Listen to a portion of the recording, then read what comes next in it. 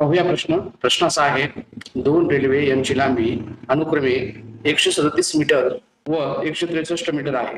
त्यांचा वेग अनुक्रमे 18 किलोमीटर प्रति तास व 22 किलोमीटर प्रति तास आहे. जर त्या परस्पर विरुद्ध दिशेने धावत असतील तर त्या परस्परांना किती वेळेत ओलांडतील? म्हणजे ह्या ज्या दोन रेल्वे आहेत ह्या परस्पर विरुद्ध दिशेने त्या येत आहेत आणि ते किती वेळेत एकमेकाला क्रॉस करतील हे विचारलेलं आहे. मग अशा वेळी एकमेकाला ओलांडण्यासाठी लागणारा वेळ, जर क्रॉस करण्यासाठी लागणारा जर वेळ काढायचा आहे तर यामध्ये काय करायचं? आता वेळ काढायचा म्हणजे आपल्याला काय माहिती पाहिजे, इथं अंशात अंतर आणि छेदामध्ये वेग, अंतर भागिले वेग म्हणजे वेळ असतो. पण लांबीची, रेल्वेची लांबी म्हणजे हे अंतर घ्यायचं. 137 अधिक 163 ही जी लांबी म्हणजे काय, अंतर घ्यायचं. हे अंतर अंशात मांडायचं. हे मीटर मध्ये आहे.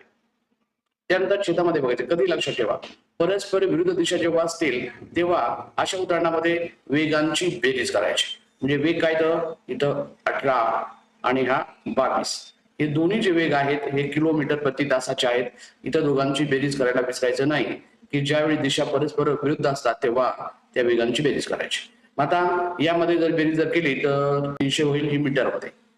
त्यानंतर इथं जे आहे हे किलोमीटर प्रति तास असल्यामुळे काय करायचं की जी ही बेरीज येईल त्याला 518 ने गुणायचं. म्हणजे काय होईल, या किलोमीटरला मीटर करता येईल, तासाला सेकंद होईल. मग 18 आणि 22 किती होतात, 40. मग 40ला जर 518 ने गुणलं तर काय होईल, मीटर पर सेकंद होऊन जाईल.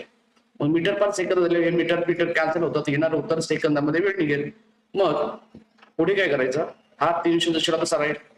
इथे वाटल्यास इथे भाग द्यायचा नसेल तर 18 हा जो आहे तो 300 ला गुणिले घ्यायचा, कारण तो व्यस्त होईल. आणि छेदामध्ये हे 40 गुणिले 5 म्हणजे 200 राहील. 40 गुणिले 5 म्हणजे 200. आणि मग हे 2 2 शून्य कॅन्सल, भाग द्यायचा 2 1 2 2 9 18 आणि 9 3 27. येणारं उत्तर सेकंदामध्ये 27 सेकंद हे त्याचं उत्तर राहील, जो की पर्याय आपल्याला चौथा दिसत आहे.